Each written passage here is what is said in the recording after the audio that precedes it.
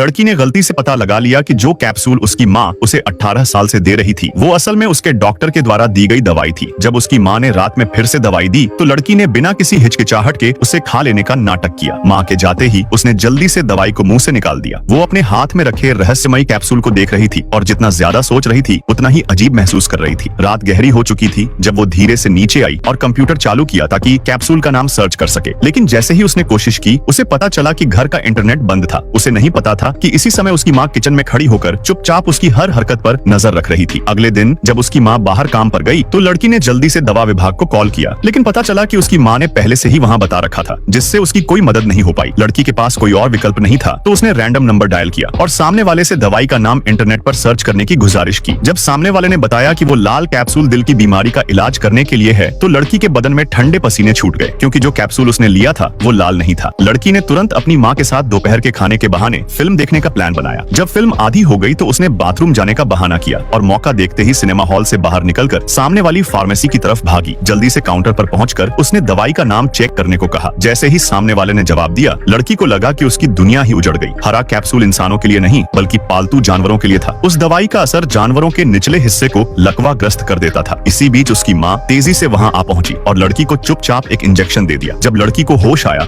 तो उसने टेबल पर खाना रखा देखा। वो तुरंत दरवाजा खोलने दौड़ी, लेकिन पाया कि दरवाजा बाहर से बंद था। जल्दी से चाबी उठाई और ताला खोलने की कोशिश की, लेकिन कुछ नहीं हुआ। उसे समझ आया कि दरवाजा बाहर से फंसा हुआ है। फिर उसने खिड़की खोली और बाहर झांका। उसने पहले खाना खाया ताकि थोड़ी ऊर्जा मिले, फिर मुंह में पानी भरा और अपने औजार लेकर खिड़की से बाहर निकल गई। धीरे धीरे रेंगते हुए वो अपनी माँ के कमरे तक पहुंची। पहले उसने सोल्डरिंग आयरन से कांच में छेद किया, फिर मुंह से पानी छिड़का जिससे कांच तुरंत टूट गया। लेकिन जैसे ही वो कमरे में घुसी अचानक उसका अस्थमा भड़क उठा।